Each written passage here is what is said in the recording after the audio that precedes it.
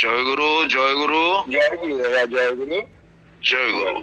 বিশ্ব কল্যাণ ধাতারং ধর্ম মার্গ প্রবর্তকম অবিদ্যা গ্রন্থি ছেতারং নত হস্মি পুরুষোত্তম। প্রাণের ঠাকুর আমার, বিশ্ব বন্দনিয়া জগৎ জননী শ্রী শ্রী বড়মা যুগাচার্য পরম পূজ্যপা শ্রী শ্রী বর্ধা পরম পূজ্যপা শ্রী শ্রী আচার্য দেব, এই চতুর্দেবের রাতুল রাঙা শ্রীচরণে জানাই আমার অনন্ত কোটি আভূমি প্রণাম শ্রদ্ধান্বিত জয়গুরু। ইষ্ট পরিবারের প্রত্যেককে জানাই আমার নতজানু প্রণাম রানন্দিত জয়গুরু। আজকের এই শুভ সন্ধ্যা পুনরপি জনমম পুনরপি মরণম পুনরপি জননী জঠরে শয়নম। এই জন্ম মৃত্যুর আবর্তন বিবর্তন চক্রের থেকে উদ্ধার পেতে আমরা আজ তেলিয়া পুরা সৎসঙ্গী ভাই ও মায়েদের যৌথ উদ্যোগে যৌথ প্রচেষ্টায় এই সৎসঙ্গটি নিবেদন করেছেন। আজকের এই অনলাইন সৎসঙ্গের বরেণ্য পরিচালক, উপস্থিত পূজ্য কর্মীবৃন্দ, অনন্ত পথের যাত্রী ঈশ্বরতপা ভাই ও মায়েরা, সবাইকে জানাই আমার যথোচিত আনন্দিত জয়গুরু যথা যোগ্য স্থানে। আজকের এই সন্ধে সময়টা আমাদের জীবনের কিছু উপাদান আমরা সঞ্চয় করছি পরজন্মের। এই তেলিয়ামুড়া ওদের মঙ্গল কামনা করছি শ্রী শ্রী ঠাকুরের শ্রীচরণে। আর সবাই আপনারা যারা জীবনের এই জীবন্ত বেদিমূলী শ্রী শ্রী ঠাকুরের পদার বিদ্যে নিজের তন মন নিবেদন করেছে, সবাই কামনা করছি সবাই ভালো থাকুন। সানুকম্পী সহযোগিতাপূর্ণ সাধু চেষ্টাকে বিসর্জন দিয়ে সানুকম্পী সহযোগিতাপূর্ণ সাধু চেষ্টাকে বিসর্জন দিয়ে দায়িত্বকে অবহেলা করে পরের ঘাড়ে দোষ চাপিয়ে যাদের বাহাদুরি নেওয়া অভ্যাস, তীক্ষ্ণ দৃষ্টিতে নজর রেখে দিও তারা ধূর্ত, আস্থা রেখো না তাদের উপর, নির্ভর করো না সেখানে, যদি কৃতকার্যতা চাও পণ্ড প্রত্যাশায় বিধ্বস্ত হবে মাত্র। ঠাকুর এই বাণীটি রেখেছেন সমৃদ্ধি গ্রন্থে চরিত্র। আমাদের চরিত্রটি, আমাদের ভাবা বলা করাটি কিভাবে সুন্দর হবে, কিভাবে সবাই হৃদয়গ্রাহী হয়, ওই চেষ্টাই করা উচিত। সে যা হোক, আজ একটা ভালো প্রসঙ্গে আমি আলোচনা রাখবো, সময় কম। এই সময়ের ভেতরে এত বড় কথা, ঠাকুরের কথা, ঠাকুরের দর্শন, ঠাকুরের আলোচনা করা সম্ভব নয়। তবু আমি চেষ্টা করছি আপনাদের শ্রী শ্রী ঠাকুরের সাথে যুক্ত করতে। যুগ পুরুষোত্তম শ্রী শ্রী ঠাকুর অনুকূল চন্দ্র অনন্ত মানব জীবনের এক বিস্ময়কর অভিব্যক্তি। অতন্দ্র প্রহরী নরশ্রেষ্ঠ তার সমগ্র জীবন সাধনায় আপন অনুভূতির কথা প্রাঞ্জল ভাবে বলে গিয়েছেন সমগ্র মানব সমাজের কল্যাণার্থে। জীবনের প্রতিটি কর্ম ও আচরণের মধ্য দিয়ে যদিও তিনি তার জীবন দর্শনকে প্রকাশ করেছেন, তথাপি তার অসংখ্য গ্রন্থরাজির মধ্যেও ফুটে উঠেছে তার জীবনানুভূতি ও মানব জীবনের বিচিত্র জীবন দর্শনের কথা। গৃহী অথচ সর্বত্যাগী সন্ন্যাসী ব্যক্তি সমাজ, রাষ্ট্র, শিক্ষা, সাহিত্য, সংস্কৃতি, মানুষের আচার আচরণ, রীতিনীতি ইত্যাদি সর্ব বিষয়ে রেখে গিয়েছেন এক অসাধারণ সমাধান সূত্র, যার দ্বারা বিশ্বের আগামী দিনের প্রজন্ম তাদের উন্নয়ন, বৃদ্ধি এবং সত্তার পরিপোষণায় সার্থকতায় উন্নীত হতে পারে। আজ তার এই শুভ পরম পুণ্যময় মুহূর্তে আত্মজিজ্ঞাসু সত্যানুসন্ধানী জীবন পিয়াসী মানুষের দল ছুটে আসছে তার ঋতধারার সেই পরম পূজ্য আচার্যদের সান্নিধ্যে, তাদের পরম জিজ্ঞাসার উত্তর খুঁজে নিতে। কি ধনী, কি নির্ধন, কি ছোট, কি বড়, কি হিন্দু, কি মুসলমান, কি খ্রিস্টান, বৌদ্ধ, জৈন, পারসিক সমস্ত শ্রেণীর মানুষের দল ছুটে এসেছে তার কাছে সত্যের স্বরূপ সন্ধানে। তাদের তিনি আহ্বান করে বলেছেন পুণ্যপুঁথি গ্রন্থে, সব গ্রন্থে, তোদের মহাপাপ থাক, ব্রহ্ম হত্যা, গো হত্যা, স্ত্রী হত্যা ইত্যাদি করে থাকিস, ভয় নেই, আমায় বিশ্বাস কর, ছুটে চলে আয়, নাচতে নাচতে ছুটে আয়, জয় জিসাস বলে ছুটে আয়। কে কোথায় আছিস, শিখ, বৌদ্ধ, খ্রিস্টান, জৈন, ব্রাহ্মণ, বৈষ্ণব, আয় চণ্ডাল, একবার পরমাত্মার ভাবে ভাবিত হো, তোদের সব জ্বালা যন্ত্রণা আমার হাতে দিয়ে মুছে দেব। অন্তরে অন্তরে নাম কর, নামে ডুবে পড়, আমি অনামি, তোদের অন্তরে অন্তরে জেগে উঠব, তোদের আত্মাতে আমি জেগে উঠব।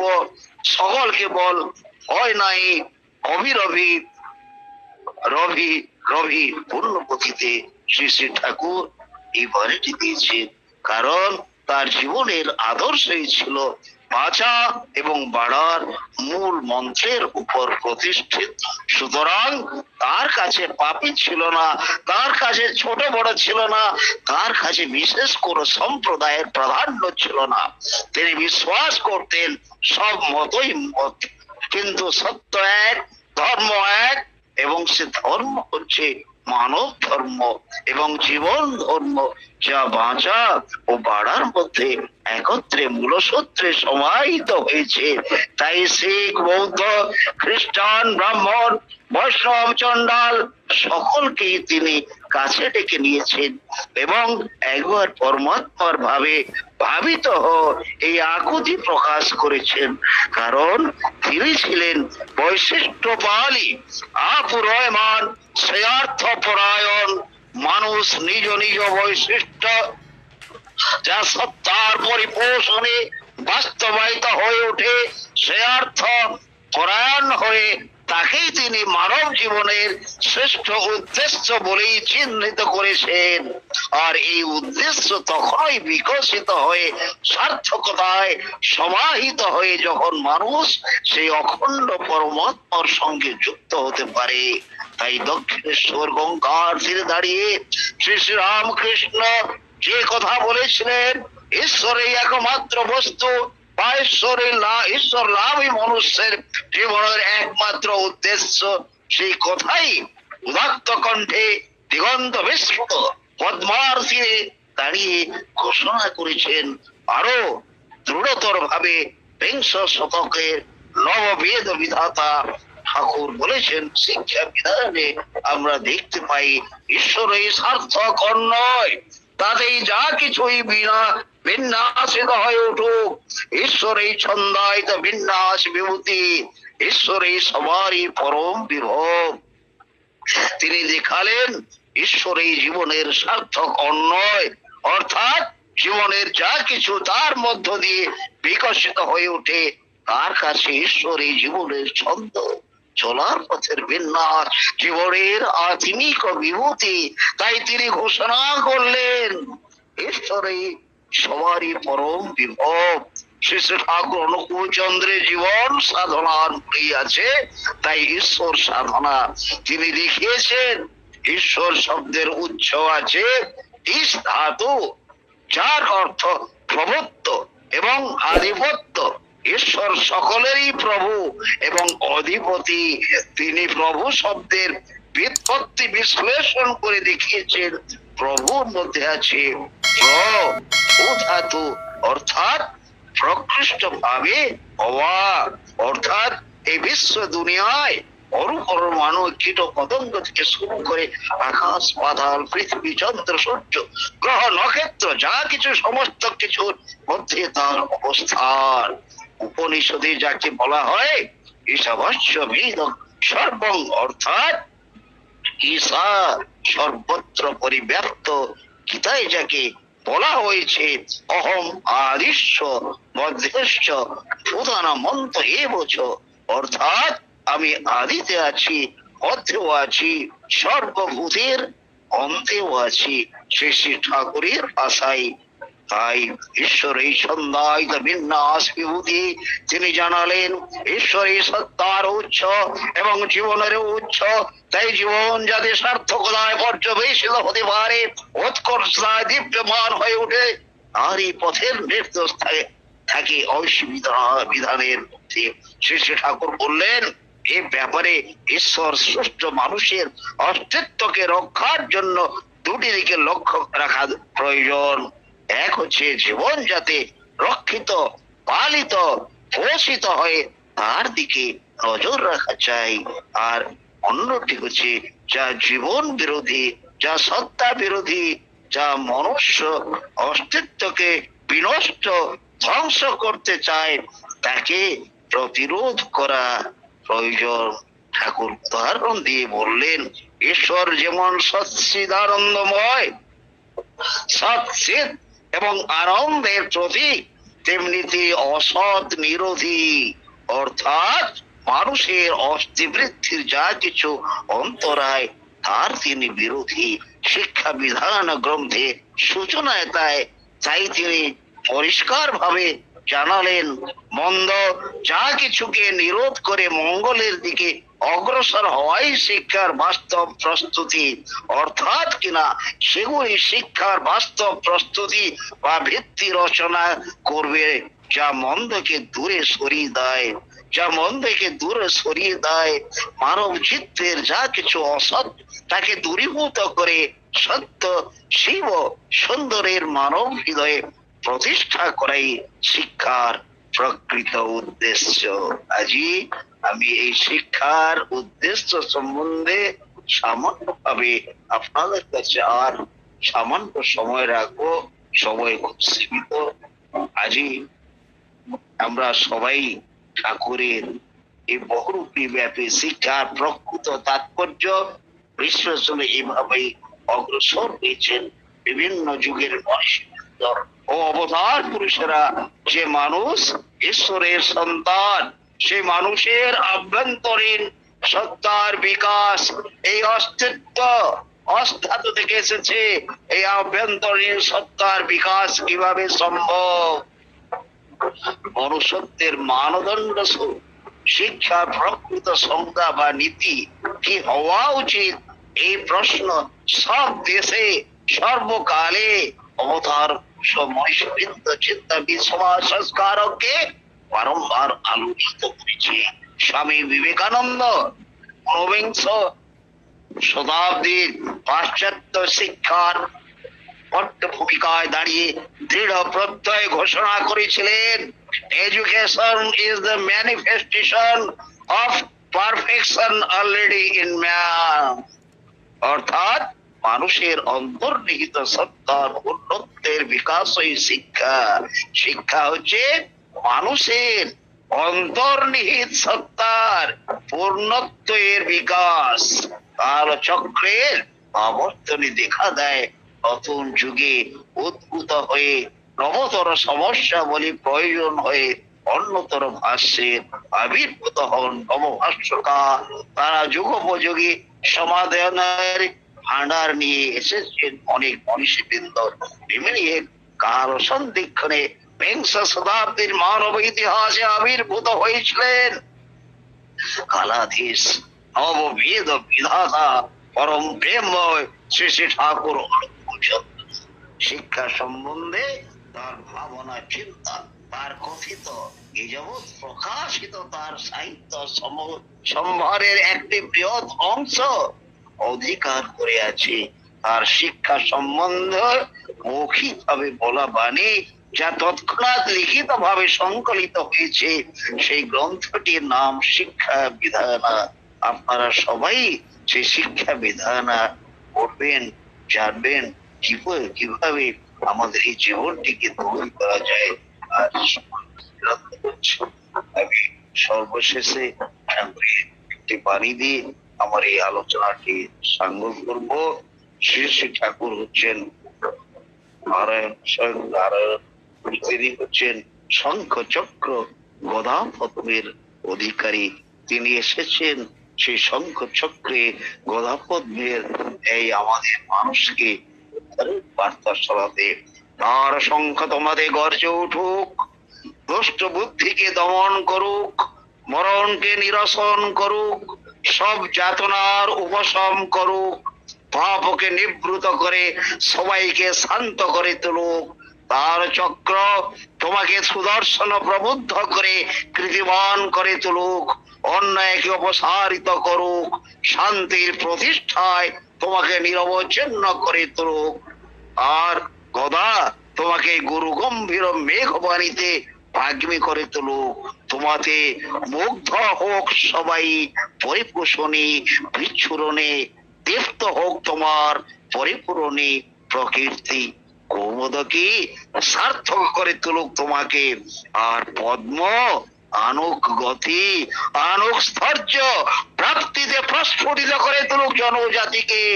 আর সব হৃদয় খুলে উদাত্ত আত্মনিবেদনে তুমি বলে উঠো, কে উঠো, বন্দে পুরুষোত্তমম, বন্দে পুরুষোত্তমম, বন্দে পুরুষোত্তমম।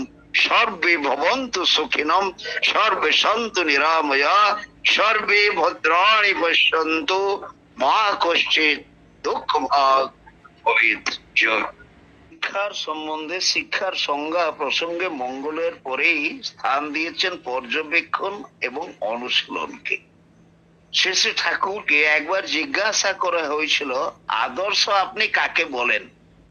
আদর্শ বললে আপনি কি বোঝেন? আদর্শ কি?